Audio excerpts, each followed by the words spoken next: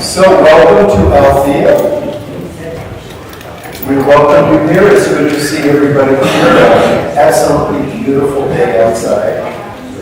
And just so that we don't spoil the whole atmosphere here, please make sure that your cell phone is either turned off or on vibrate. It vibrates quietly, and if you don't make any noise when you feel that vibration, that's okay. And Sarah is still here to collect any happenstances that might occur, and when your phone rings when it shouldn't, she will be very happy to confiscate your phone and take it down to the boiler room. And then you will be permitted after service to try to find your way down into that scary dark place and rescue said phone. Today is Memorial Day, and it's one of those holidays that I know I'm always a little bit confused about, so I went to that great metaphysical reference called Google and Wikipedia and found out something to remind me. It was originally a day to honor all those that were killed in the Civil War, and it was called Declaration Day. In the 1900s, it was changed to recognize all the military who had died during wars. And it was not officially named Memorial Day until, does anybody know when it became Memorial Day? The year I graduated from college, 1967. That's odd, because I thought it had always been Memorial Day. But, it's the beginning of summer, and it's the second most popular day for grilling, the first being 4th of July, obviously. And there's some just fascinating statistics. This is a percentage of what is grilled on Memorial Day. Number one is burgers, 85%.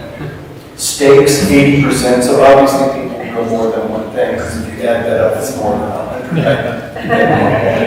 Hot dogs, 79. Chicken, 72. It's estimated that over 800 hot dogs are eaten on Memorial Day every second. So don't anyone try to beat that record.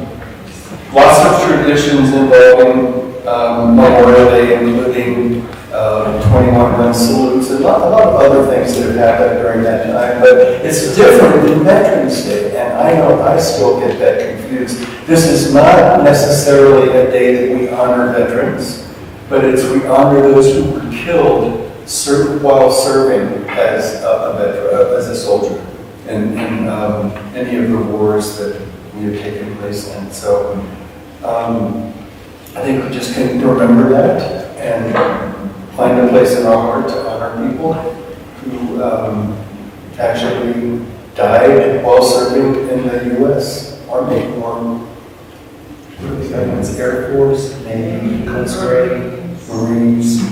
Alrighty. The other thing that we do every week is we acknowledge this land where our church is resting. The land is permanent. This building is not.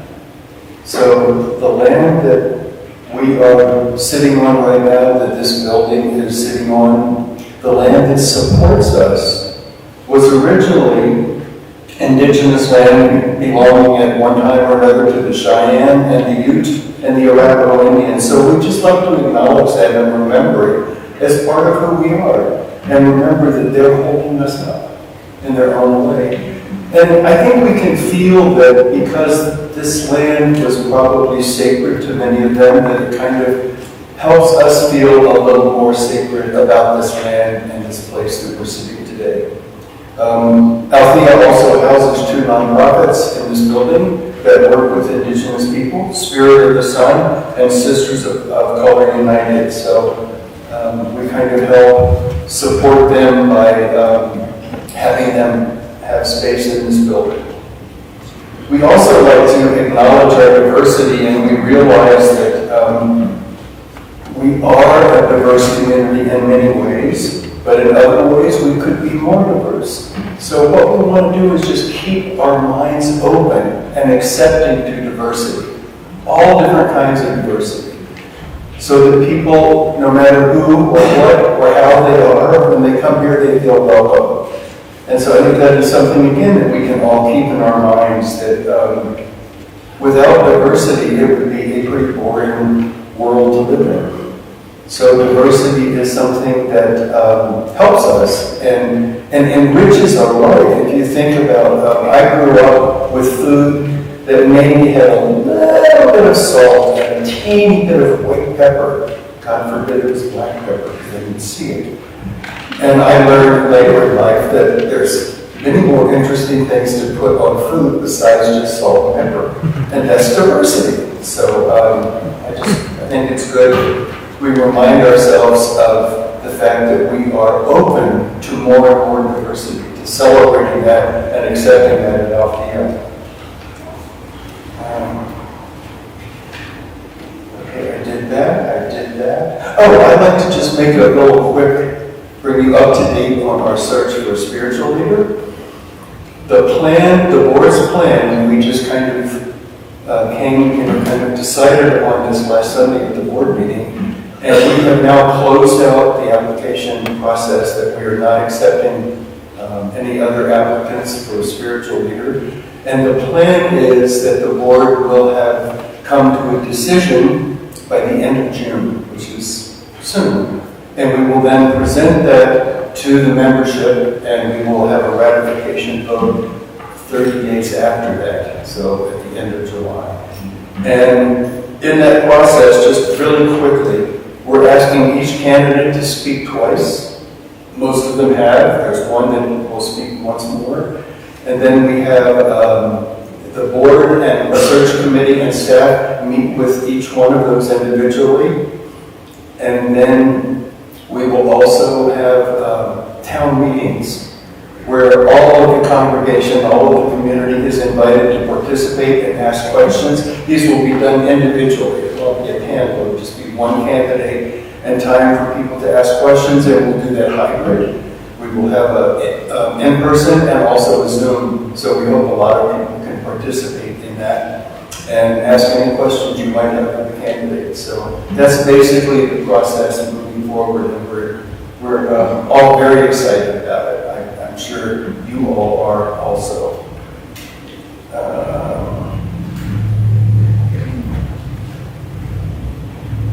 Okay, that's the welcome. So next we move into the opening prayer. Shauna? New people? New people? Pardon? New people? It says Shauna Perry? New people? New people. Yes, New people. First time. What? First time people. I'm sorry.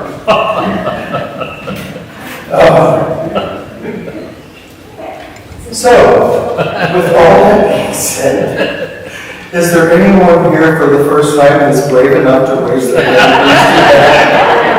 Great. Thank you. Welcome. We have a flower over here.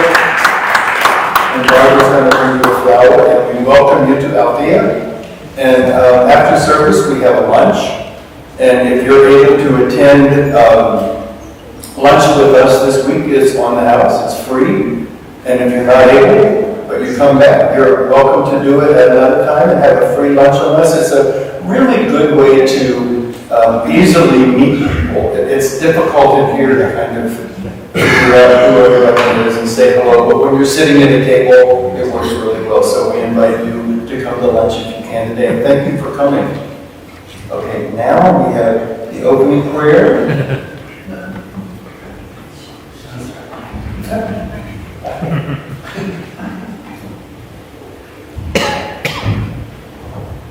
Good morning, everyone. Good morning. It's good to see everybody.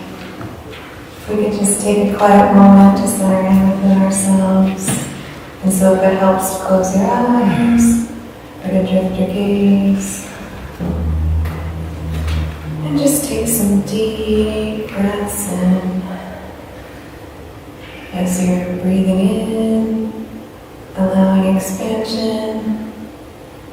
As you're breathing out, allow yourself to soften.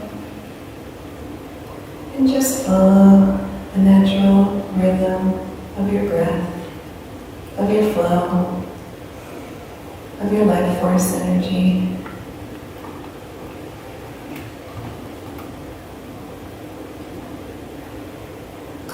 And first we'll start with clearing a space in our minds. And so just noticing anything that might be there. Any thoughts, any judgments, any worries.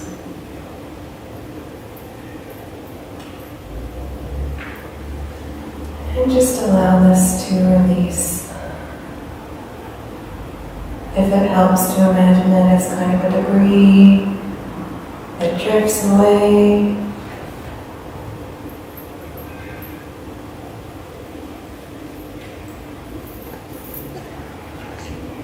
And next, let's bring our attention to our physical bodies.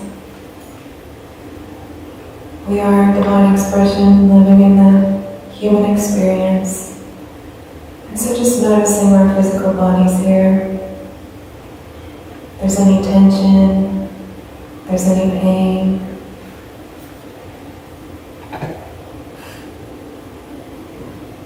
And just allowing that to release.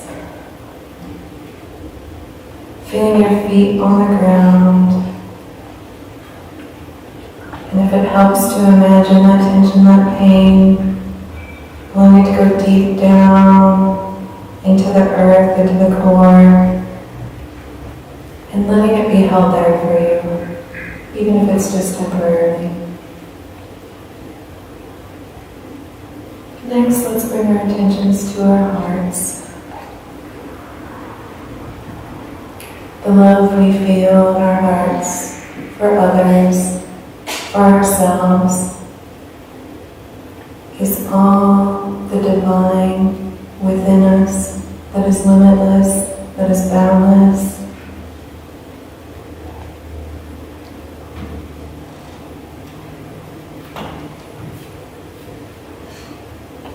And let's remain here in this space of expansion, of openness, for the message that's before us today.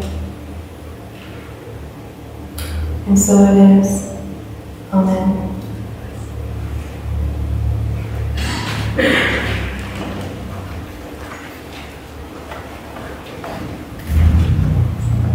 And thank you very much. That was beautiful. And Luis, he's going to come galloping in from the New York, sitting in the papal chair with us. Good morning, everyone. Good morning. Please stand as you're able. Just like see your knee, just in place of God.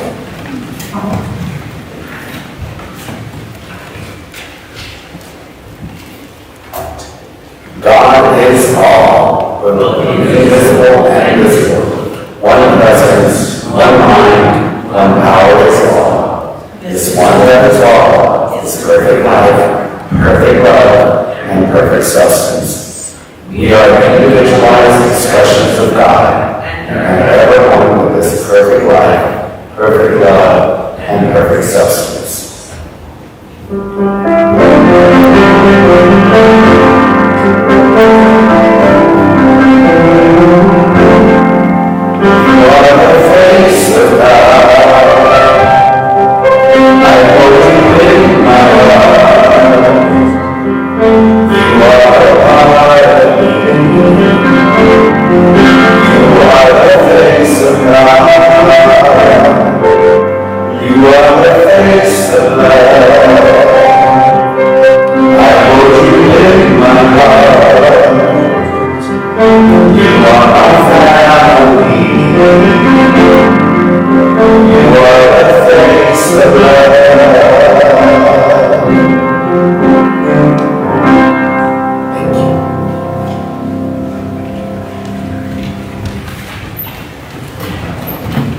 It's really fun to do that, standing up here and looking at all of your faces.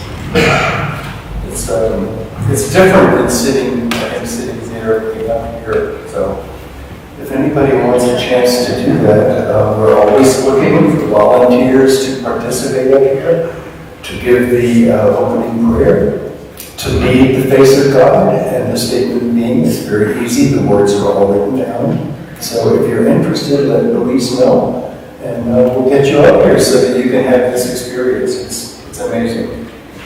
So today we have back a musician who's been with us several times before, and it's always fun to have him here because not only do we get to listen to him play his flutes, but we also at some point get to participate, and there's some elements of participation up in the front. I'll let him tell you how that's going to happen. His name is Tom Farber, and he is a pianist. He plays the ukulele, the guitar, the trombone. He doesn't do all those at once, I don't think. He picked up the Native American flute in 2014 after quite a few years of actually being away from music. He's now retired and he's a volunteer park ranger at Rocky Mountain National Park. He's the current host of the Mile High Flute Circle, and he teaches Native American style flute privately and at the Colorado Free University. And there's actually a woman that lives in our building that studies with him, and she has wonderful things to say about him. He did release his first album, Fluting in the Rockies, in September of 2021, and I believe there's copies back in the back if you're interested in purchasing copies. So, as we say, join your hands together and let's welcome Tom Farber.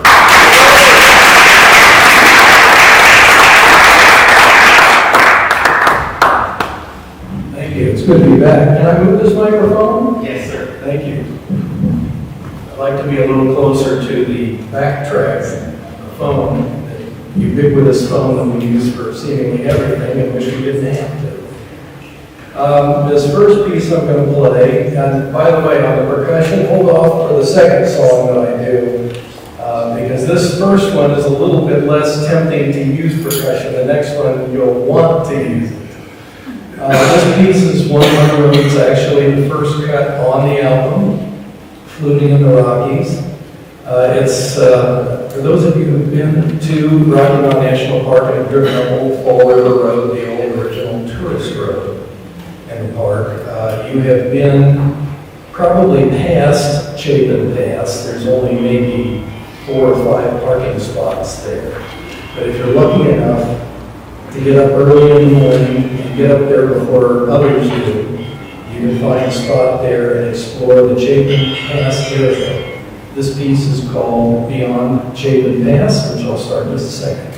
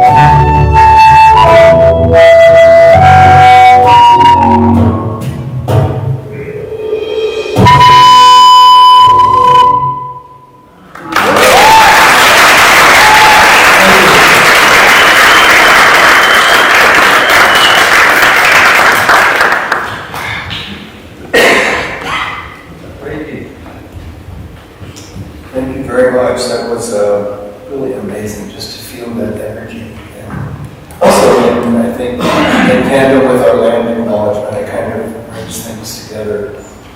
So, we do have a featured speaker today. And again, she's someone that has been here before.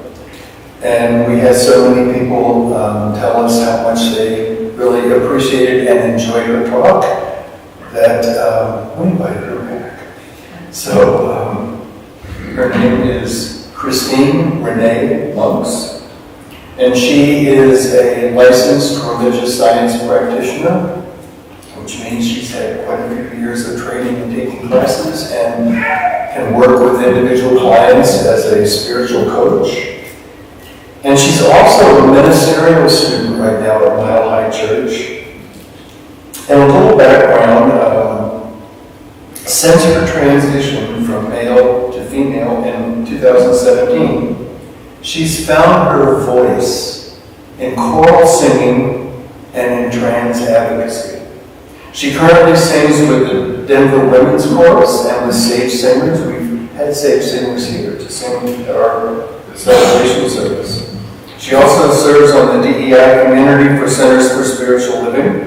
She's given numerous Trans 101 talks. And she works with groups that are interested in supporting the community a little more fully. And again, this is all part of diversity. Her noble purpose, and I love this, her noble purpose, it's very Buddhist, a noble purpose, is to share her lifelong gender dysphoria authentically and vulnerably. And also, in my opinion, with quite a bit of humor built in. She hopes that this promotes compassion and understanding between the cisgender and transgender communities. So, let's put it together for Christine.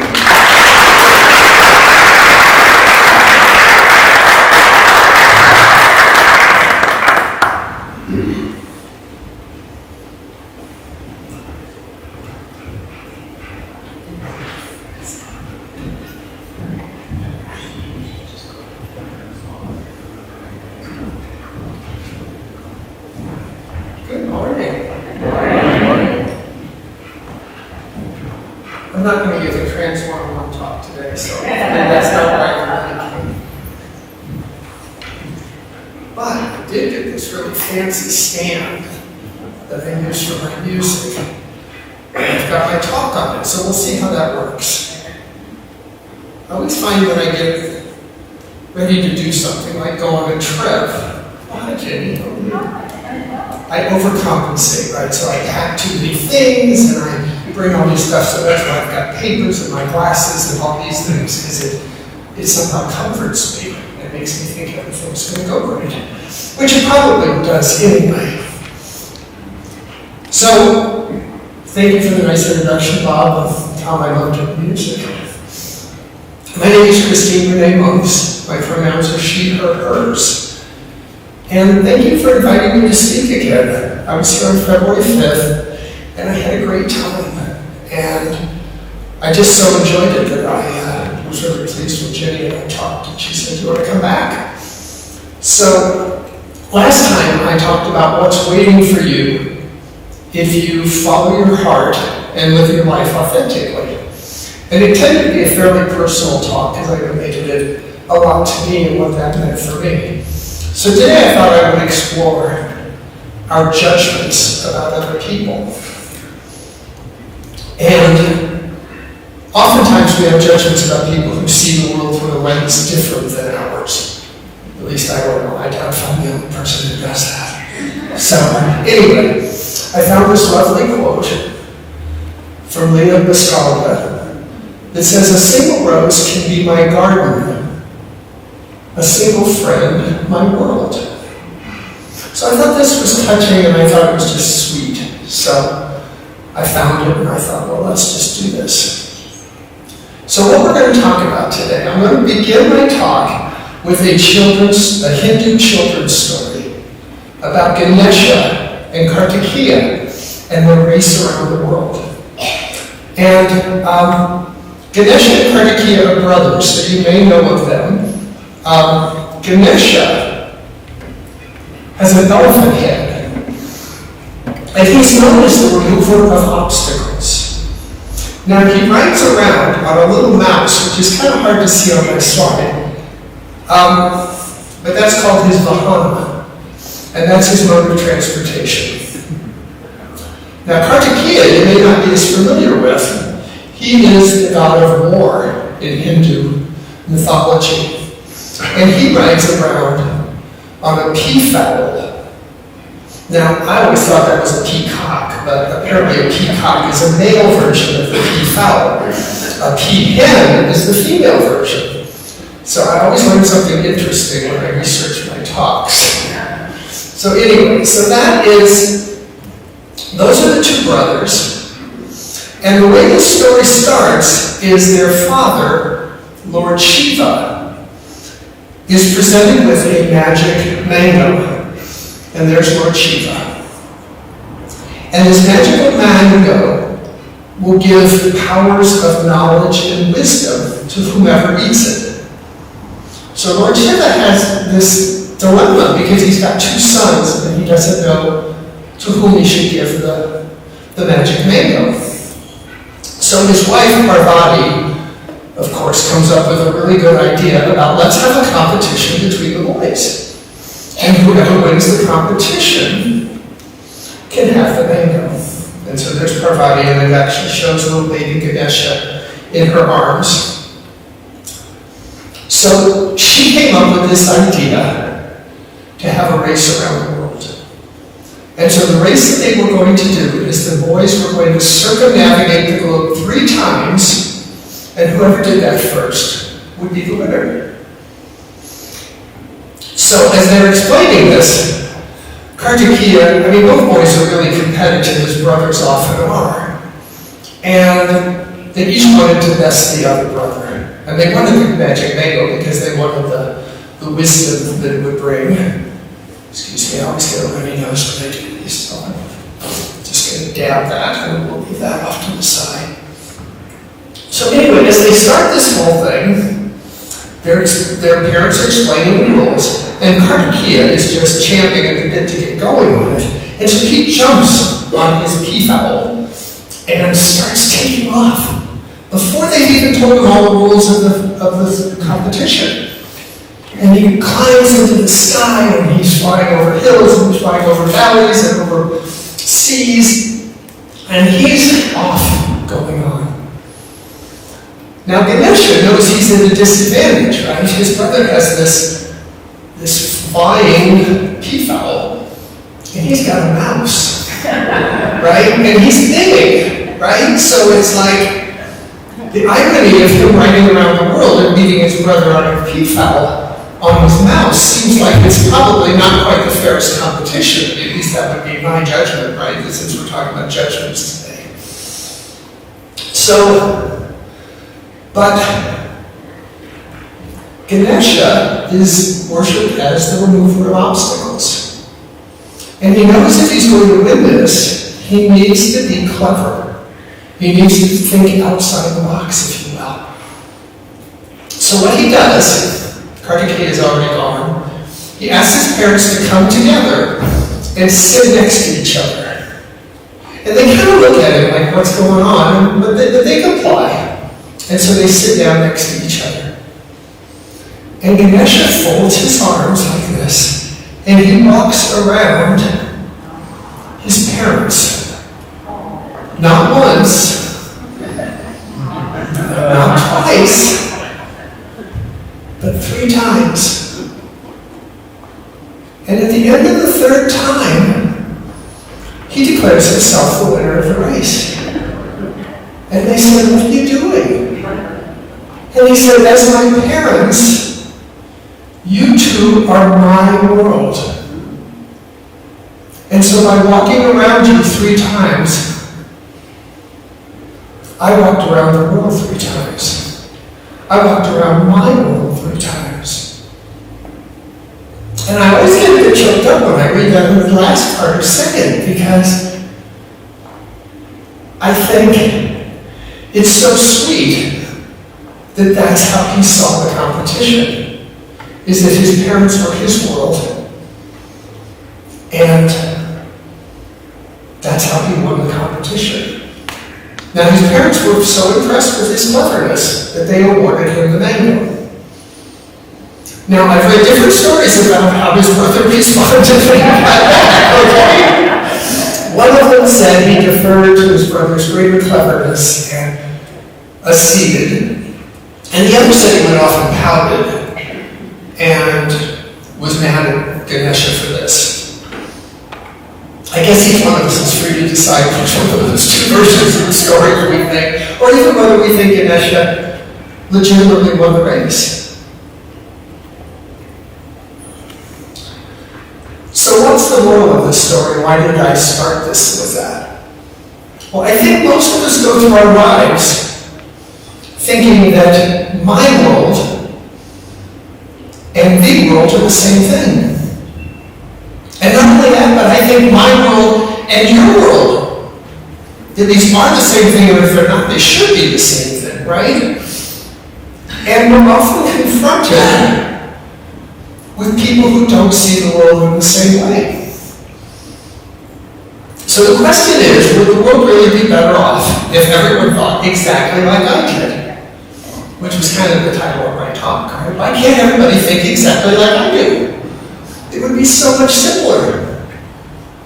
But my goodness, wouldn't it be boring? I mean, how quickly would we get tired of finding nothing but mirror images of ourselves? I mean, there may be another talk about how everybody who's in your space is actually a mirror of you, even though you don't see them as that, but that's a whole different talk that I'm preparing. So I first heard about this Ganesha and Kartikeya story last year when I was taking world religions. And our professor had posted something in the weekly chat about a TED Talk by an Indian man who talked about how difficult it was for Westerners to do business in India. Because they come over, they fly over on an airplane, they land, and they think their world and their mythology is the same as people from India. And it's markedly different. And so all the Indians look at them like they're crazy, and they may be thinking the Indians are all crazy because they don't see the world through the same view that that person does. And as I was writing that up, I thought, well, I don't think we really need to go to India to find people who see the world differently than we do, right? I think we can see it right here in this country. I think we can see it. I mean, how do we want to divide the world? Blue state versus red state, Republican versus Democrat, male versus female, liberal versus progressive, conservative, whatever. There are so many ways that we all seem to view ourselves different from other people. Now, I tend to think my worldview is a superior worldview. Okay, I'll own that. My world is subjective. The world is objective. My world has meaning. But the reason it has meaning is because I assigned meaning to it. It didn't have meaning in and of itself. So, I don't really believe my worldview is better than anybody else's. It's just the one I'm really familiar with, right? So it feels superior. It feels better. So one of the other things I was doing for one of my classes had us reading a book called The Four Pivots by Sean Gilbride. And I think I have a slide of Sean Gilbride, yes. And here's a quote that I found that just really works very well for what we're talking about right now. It says, we've been conditioned and socialized in ways to overvalue our own experience and discount or undervalue the experience of others. We believe that how we see the world is how the world is seen. When we act, think, and engage only from our own perspective, it becomes nearly impossible to create belonging across differences. Now, I think the thing that's interesting about this quote is he introduces the concept of belonging. So let's explore how we might create belonging amongst different groups. Because I think at the end of the day, we want to belong. You know, I mean, Renee Brown talks about belonging rather than fitting in, right? Fitting in means I have to mold myself to show up in the way that you think I should show up. But belonging, I think, means you can embrace me fully, how I am. So, when you find someone whose world is nothing like yours, can you be curious instead of judgmental? So that's my question to you. Can you pause just a minute before you judge them and say, I'm curious as to why you think what you think? So I've got a couple other quotes I found. Socrates said the desire to know is the most beautiful thing in a human being. And then Aristotle said curiosity is the first step on the road to knowledge. So how great is that? So this isn't anything new, right? I mean, Socrates and Aristotle were around a long time ago. So, Jim Wright in his book shares a personal example that I'm going to read mostly verbatim because I think it talks about how our prior life experiences color virtually everything in our lives and how we interact with others. So let me do this and see what you think of this. This is from his book too. Not long ago, my wife Nedra and my college-bound daughter Naya were leaving our home to catch a flight back to Los Angeles. Nedra had decided that she needed to accompany her daughter to the airport to ensure that Naya didn't miss her flight. Right? How many of us can relate to that feeling? So at precisely 8:35 in the morning, Nedra opens her Lyft app on her phone and requests that a ride come to pick them up and take them to the airport. As usual, he says they were both frantically packing up until the last moment that the Lyft driver arrived. At the last minute, they grabbed their luggage, rolled it out to the curb, and waited for the driver to show up. He says we live in a modest home in Oakland, and from time to time, we place yard signs in our small front yard that say things like, in this house, we believe that no human is illegal. Or hashtag Black Lives Matter. Or kindness is everything. And as he says, real San Francisco Bay progressive liberal stuff, right? I mean, so he's owning who he is. So apparently the Lyft driver arrives, white man in his 60s, gray hair. After Nedra and Naya place their luggage in his trunk, they jump in his back seat, and they notice him reading the signs in the front of their yard. Nedra apparently is a very outgoing and bubbly person, so she says to the driver, hey, how you doing today? And the driver doesn't respond. Doesn't turn around, doesn't do anything. Just pulls out and drives as though she hadn't said anything. Again, Nedra says, hello, it's a nice morning, isn't it? And the driver still doesn't respond.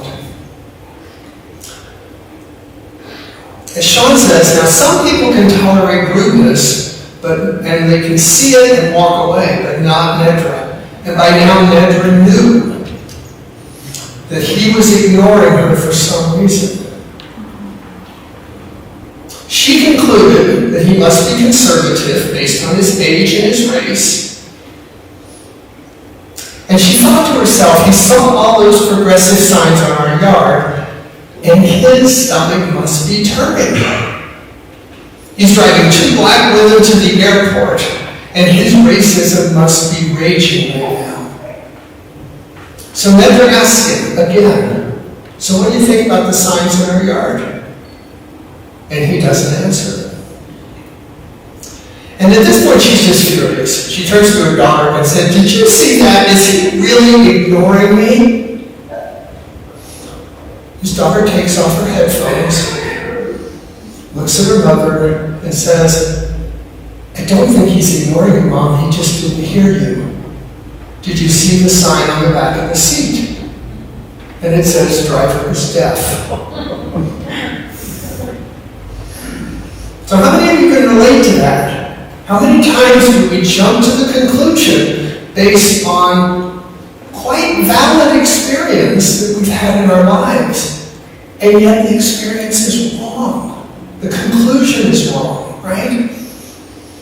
She, throughout her life, had been ignored by middle-aged white men. That's how I made a 60-year-old man middle-aged. So, yeah, that's middle-age keeps moving up. Every decade that I keep moving up too, right? But she'd been ignored because of her gender or her race or both. And so her explanation made sense with her worldview, but it wasn't correct. She had what I'll call a single story, or at least a predominant story, about how white men react to black women. And she didn't have room for a different story. So I think it's important to always maintain space for more than one story about a group of which you're not a member of. Because it gives you multiple data points to reflect upon, and maybe you can choose what the story you're going to tell yourself or believe is. I'm a big fan of a woman named Byron Katie. She has a website called The Work, and she's known for something, well, she's written a number of books, but she's also well known for something called the Judge Your Neighbor Worksheet. And in fact, in December 2020, she and her husband, Stephen Mitchell, participated in something that Althea put on when Jonathan was the spiritual director, because I remember being so excited that I got to see them sitting in their living room and engaging. And he's an author in his own right, and he's written a very popular translation of the Tao Te Ching, which is certainly a good read if you haven't done that. But this Judge Your Neighbor Worksheet is an invitation to inquiry about when you encounter something in somebody that really triggers you. And so the idea is you sit down and you write down in great detail what it is about this that's bothering you. So I won't go through the whole worksheet. I thought that anybody who sticks around for the deep dive afterwards will have some that will explore the possibility, because they're humbling, to say the least. I won't give it away, but I will say they're humbling. So the worksheet starts with a number of questions where you're supposed to describe the situation, and then you answer the questions honestly, and then you come up with a statement that is the most triggering to you, and then you do some further diving on it. So here's like the first question. I'll do a couple. In this situation, who angers, confuses, hurts, saddens, or disappoints you, and why? So I decided to go first, right? So I said, I am angry at my husband because he forgot our anniversary. Now, I don't actually have a husband, but if I did, I would be really angry at him because he forgot our anniversary, right? And there is a little bit of my own worldview, because I didn't say I'm angry at my wife for forgetting our anniversary, right? I think it's more likely my husband would forget my anniversary than my wife would. But see, there you go, right? So then the next question is, how do you want him or her to change? What do you want him or her to do? And my response was, I want him to take some responsibility in his life and realize that things like birthdays and anniversaries are important. So I'm like, my judgment is going full time here, right? In this situation, he should do better. He should realize how important this is to me. I want him to celebrate days that are meaningful to me, like my birthday or anniversary or Mother's Day. These are the kinds of things that I have. And in order for me to be happy, because that's the next question, what does this person need to do in order for you to be happy? Well, he needs to never do this again. Right? That's so simple. He just needs to never screw up again. And then once you realize and then there's a couple more questions that I won't go into on it, but you kind of get the idea, right? Is you're really looking at your judgment of this person. And once you've picked the statement that triggers you the most, you ask yourself 4 questions. The first question is it true? The second question, if you answer that one yes, is can you be absolutely certain that it's true? And then the third question is, how do you react or what happens when you believe that thought? And then the final question is, who would you be if you didn't believe that thought? If you let that thought go, how would you be different? There's some turnarounds where we try to turn the statement around to ourselves, or turn it around to the opposite of the statement, or turn it around to the other. And again, that's way too much detail for what I'm trying to do. But the idea is,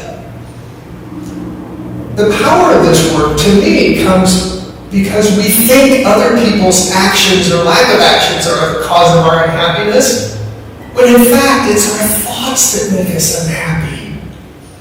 If I didn't have the thought that he should remember our anniversary, or that he's not thoughtful because of that, or he's unconscious, or whatever things I might think,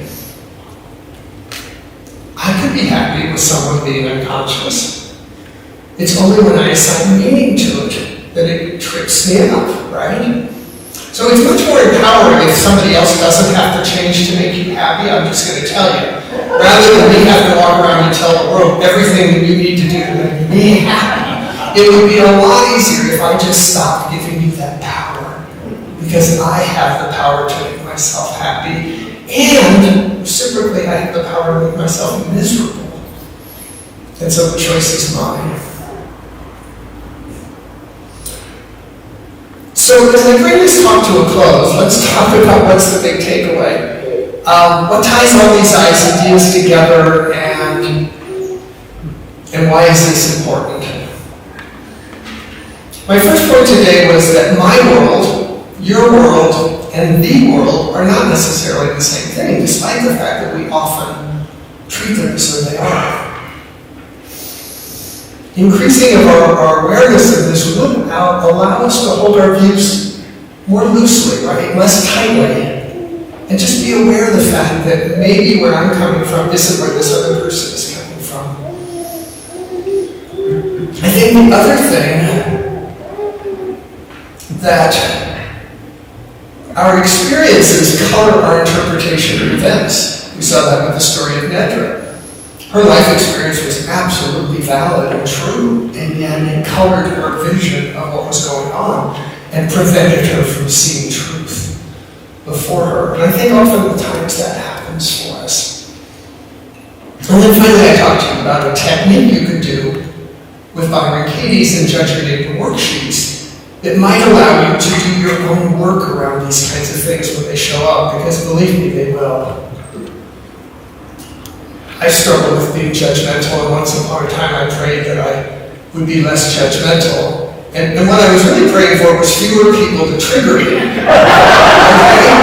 Now, yeah, you get the picture. That's not what it turned out to be. I got more people after that prayer that triggered the heck out of me.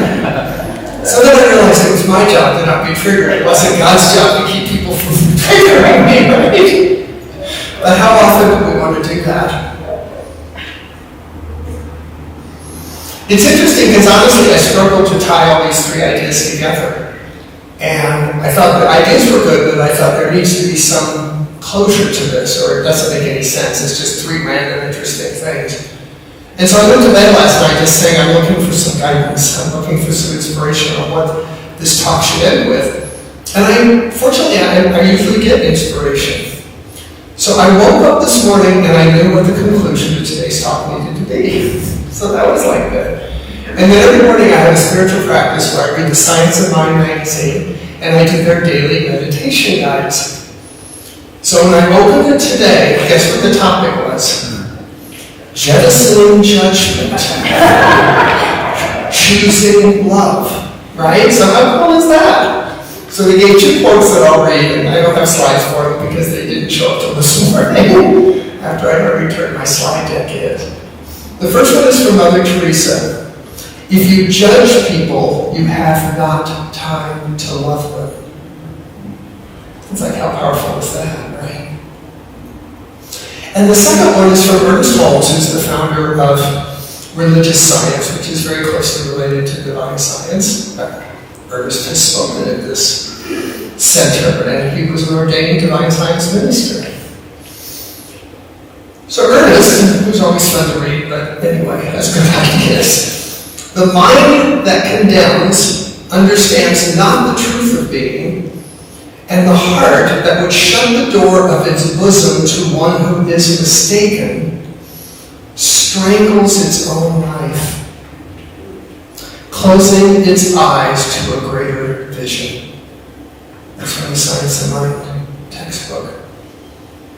So the reason I think this is also important is that when we judge others, we're really judging God. Because I believe each and every one of us is a manifestation of the divine. I think God manifests himself through all of us. So when I have difficulty in seeing God in another person, or I don't hear God in the words that are coming out of their mouth, it's probably not that God's not showing up big enough for Christine to see it. It's probably that Christine is not looking at a big enough arc or seeing from a broader perspective. So I invite you to go out this week and be curious rather than being judgmental. And when you find yourself in judgment, and likely you will, pull out a Judge Your Neighbor worksheet and just have at it. Can go with gusto and really do all that. And do the work. And I think the world will be a kinder, gentler place if you do. So, thank you for listening.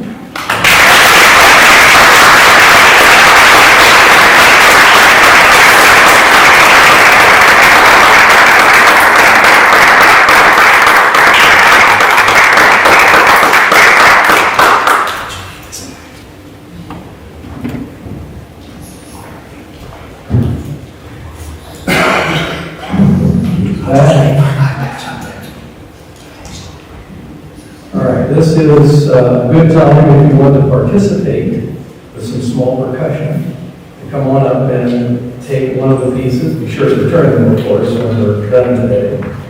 While we're collecting or distributing, as the case may be, I'd like to make a couple of what I've heard called the Shameless Commerce Division announcements. I have an album for sale. I will be glad to meet anybody who wants to purchase a CD after the service today. In the back side of the table where I have one on display. And for those of you who would be interested in seeing and hearing some of the rock stars in the Native American world, they're hosting house concerts, literally on that, since about 2017, and we have gone locally and nationally famous, I guess, at least within the genre. And on June 10th, and I believe things are coming to visit both of these events. On Saturday, June 10th, at 8 o'clock, we're hosting Shelley Morningstar and Fabian Fontenelle. If any of you attended the Denver Powwow at the Indian Market, you might very well have met them or seen them perform. And on August 5th, we're going to have Timothy J.P. Gomez and Tommy Graven carrying up for a house concert. And I'm glad to tell you more about that. This next piece I'm going to play is not one that I composed. It's one that was put together by a man named Scott August. The last name is spelled just like the month. Scott is probably my primary mentor and inspiration.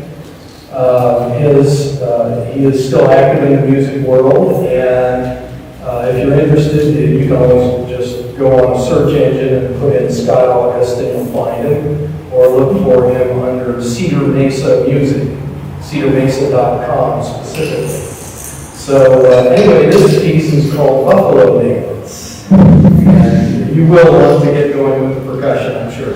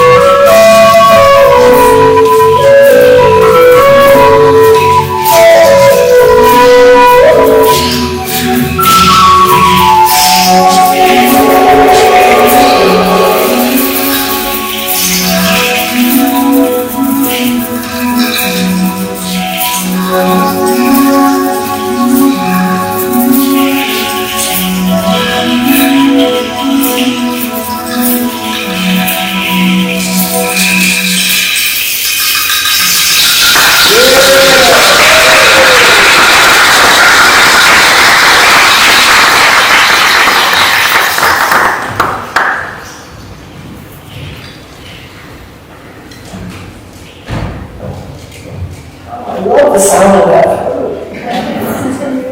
What? I'm gonna take lessons from you. Start on the table. All right. So, why can't everyone just be like me? And just to kind of add a few more comments to what Christine said so eloquently. If you're like most people, you probably found yourself saying or thinking along these lines from time to time. After all, life is so much simpler when everyone around you thinks and acts the same way. Genuine believers, however, knew a little secret. Wanting everyone to agree with you is the worst possible mindset to have. For example, listen to what Abraham Lincoln did. When he first was elected to be president in 1860, his first order of business was to assemble a cabinet. Did he create an inner circle of people just like him? Absolutely not. In fact, people were shocked. He picked people that had been on the total opposite fence, people that had criticized him, people that had debated with him, and he chose them to be his inner circle. He understood the power of having different opinions and the perils of groupthink. He knew that he and his opponents had shared the goal of making the United States a better place. And having a variety of perspectives on hand would only help that goal to be realized, not hinder it. And in time, his opponents grew to respect him because of his foresight. But how many of us are bold enough to think like that? I know, I'm not. It's so much easier to hang around people that think like you, to have people on your committees, to have people to work with and play with that think like you. So again, groupthink is the term used to describe this phenomenon. It's a problem that can affect us both professionally and in our personal lives. So it is tempting to surround ourselves again with people who just nod and agree and do whatever we say. As parents, spouses, children, friends, we're often hesitant to hold a different position. So, while we want everyone to agree with us, we also want to be successful and motivated, like Abraham Lincoln. And so here are 3 practical pointers of things we might think about when we are attempting to fall into groupthink. Number 1, create trusting environments. It's imperative to create an atmosphere that doesn't just tolerate, but encourages those around you to voice their thoughts and opinions, even if they are dramatically different from yours.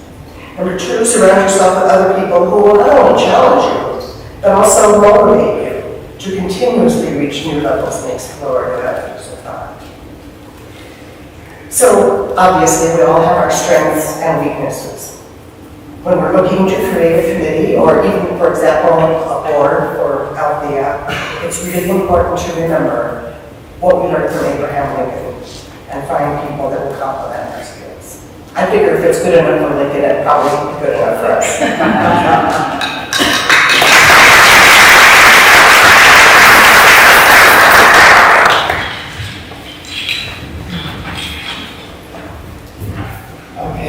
Beautiful service, and this is a time during the service every week where we get to participate. Now this week we got to participate in the music also, but that doesn't always happen, but this does. This is a time of actually being in the middle of what we call circulation, movement in our life. And one of the ways we can participate in this circulation is through giving. That's part of the whole circle of giving and receiving. And so this is a time that we call offering or gifts. And the ushers are going to come around with a basket, and if you have a gift that you'd like to put in the basket, that's one way to do it.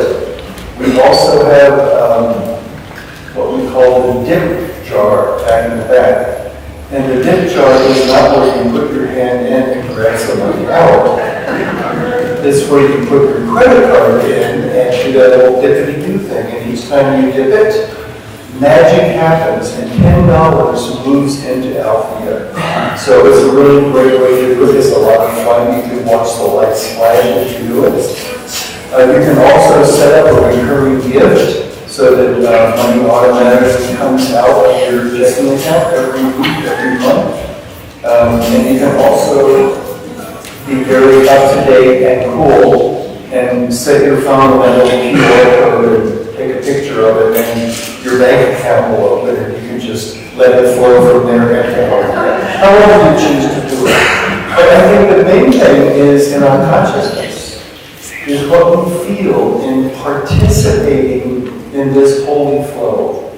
Someone once said that currency is God in action. I think that's a very interesting thing, concept to think about. So it's not just about giving, it's about receiving and giving. So thank you very much. And we have an affirmation that we can speak together.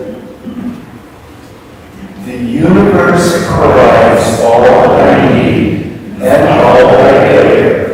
With great joy, I share my prosperity, planting seeds for a world I am helping manifest. And so it is. Amen.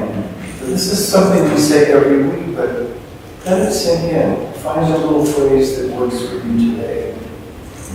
Okay, next up is another way we have of participating. We call it prayers for the people. In New Thought, we do affirmative prayer. This is something that we teach, and we will have classes in this upcoming soon.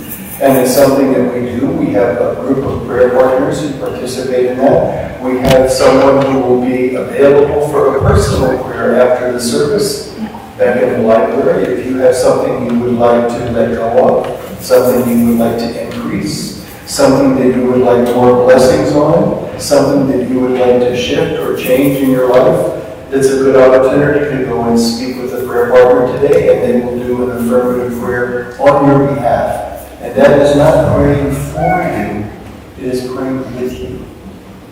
Affirmative prayer helps us know the truth about who we are and open ourselves up to receiving. That's what an affirmative prayer is.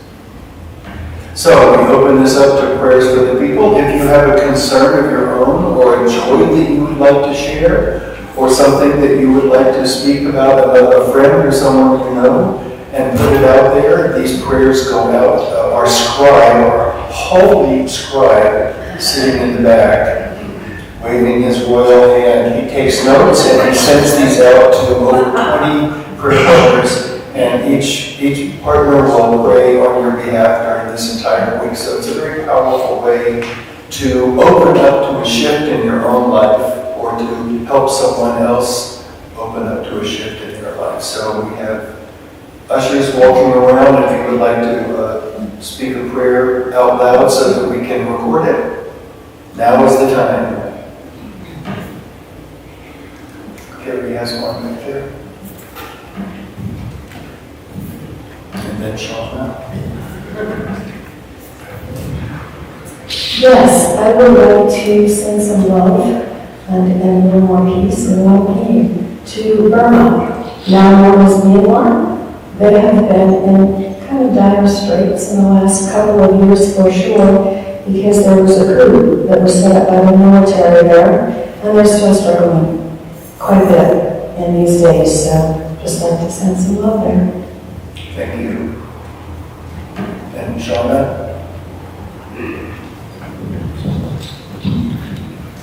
I'd like to request prayers and love for my cousin. He lost his 24-year-old son in a motorcycle accident. His name was Zachary, and he's survived by his 3-year-old daughter, Kaidina, and I know there's a lot of grief. And I'd just like to request some prayers and love. So my cousin's name is Josh, and his son he lost, his name is Zachary. Thank you. Would anyone else like to put a prayer out? So just know that you can also do this online if you are not interested in doing it publicly here. You can go to the website, And there's a place on here where you can request a prayer, and that will also go out during the week. So thank you very much. One last thing. I just want to say thank you. Throughout this school year, I've requested prayers for our public schools, and these last few weeks it has all been calm and safe, and it seems like everyone's finishing off the year really happily. So thank you for your prayers for our schools. Absolutely. Alrighty, guess what's next? Miss Jenny. Do you have anything to say today, Jenny? I want to say thank you all for being a wonderful MC today. So thank you all. So I'm Ginny, and I'm part of the team that brings you diverse, amazing Sundays like today. And so first I would like to thank Christine Renee Monks for sharing. Thank you so much. And our musician Tom Farber. I love when Tom goes interactive. And I wanted to say, as someone who sits on the board, one of the things we talk about every once in a while is, why do we still have those hymnals in the back of the seats? Well, now I know. I grabbed 2 hymnals. And if you heard that in the they worked really well. I think I broke the spines, however, so sorry about that.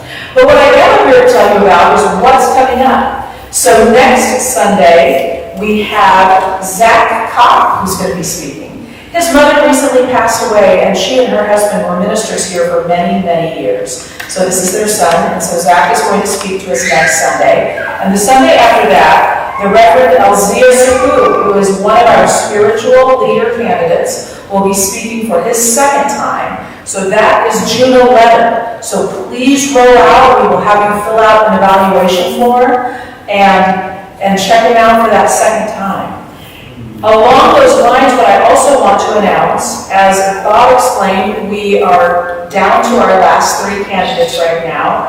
And so we're moving into the town hall / your opportunity to interview these folks phase. And it's starting right away next Tuesday night. So in person here and on Zoom, right? So we're going to live stream it, so to speak, on Zoom. So if you can't be here in person to see Kevin Lockwood, Tuesday at 7 p.m., that is May 30, then jump on there on Zoom, and this is your opportunity to ask him really any question you want, right? About what it would be like to have him as the spiritual leader, spiritual director of Althea. And so then as we roll these out, we'll let you know when we're going to have those town halls, as we're calling them.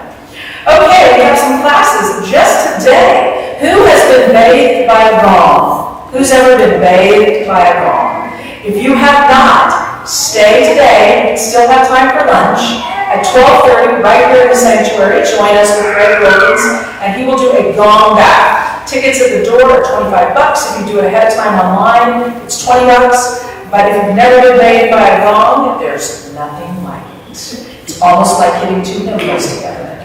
Except way better. Actually, I'm sorry. Also, every Thursday, we still do a Community Connections starting at 11 a.m. via Zoom. Kathy Humphreys, with her hand back there, she leads this every Thursday but the last one of the month. She takes us through a discussion. So jump on Zoom. And by the way, everything I'm telling you about is on our website. Much of it is in and talked about on your programs that you got today. So check that out. And speaking of, I have these. Okay, I've got 2 of these sheets moving here. I'm going to be hanging these up in the dining room because this is going to tell you more about what Tom, the flautist, was telling us that's coming up for some events that he is going to be part of around Native American flute. So I'm hanging those up. And I wanted to say again, the CDs, if you love Jupiter, buy a CD right there in the back and you can talk to him. He's a wonderful human. We are still recruiting for the Board of Trustees. We have a ton of fun once a month at our board meetings. So talk to me or any of our other board members. Raise your hand if you're a board member. Bob Burka is a board member. Barbara, Stephanie. We would love to have you join us. Let's see, what else? We are also still looking for a part-time chef. So we're talking 1, 2, maybe even, depending on how much you want to do it, 3 Sundays a month. We already have 1 chef, but we try to spread the love around that. This is really good if you know someone who wants to have access free of charge to an amazing commercial kitchen, which is what comes with this deal, right? You can choose to be paid money, you can choose to use our kitchen. So if you know someone who's starting a catering business or who just loves to work with food, please let us know. So Luis in the back, I'm going to have you wave. Luis is our volunteer coordinator, and he is the person to talk to about that. So start spreading that out there. We've got it on social media. Please share that message that we're looking for that. The campaign is still happening. Your campaign, look at that thermometer. The red is almost to the top. We've got the whole year to get to the top, but let's just go ahead and get it done. So anytime you want to write that check, we're about 33,000 shy. So just go ahead and get that, take that dip jar, what would that be? That's 3,000 times in the dip jar. I'm not sure who's good at that. Anyway, we'll help you with that if you need dipping that times. All right, I'm getting ready to wrap this up. There will be a deep dive. So Christine mentioned that. You still, again, have time to have lunch with us. And around 12:30, we'll move over into Darwin's Den because we have gone back here. And you'll get to take today's theme in a much smaller group, in small facilitated discussions with Christine, where you really get to go into this theme and talk to some of the folks who are there. So I highly recommend sticking around and get to know her better. Prayer partners immediately after in the historic library. I think I may have covered absolutely every little thing. So with that, I would like to turn it back to Bob and Daryl for our community song. Thanks so much.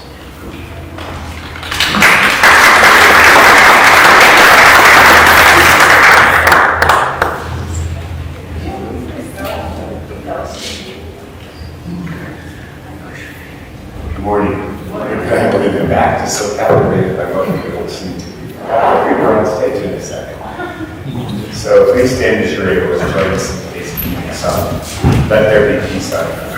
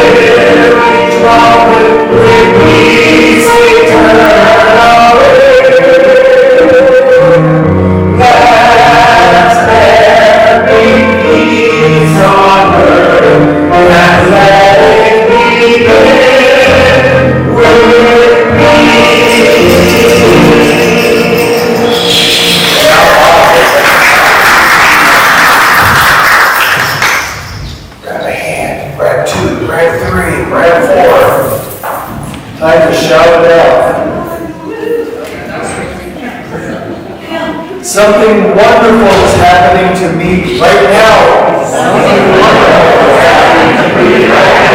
It is that thing called life. I am letting go of judgment. I am letting go of judgment by replacing it with love.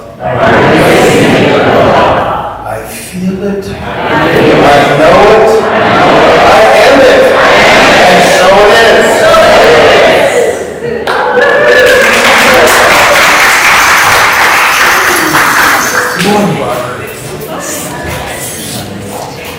How are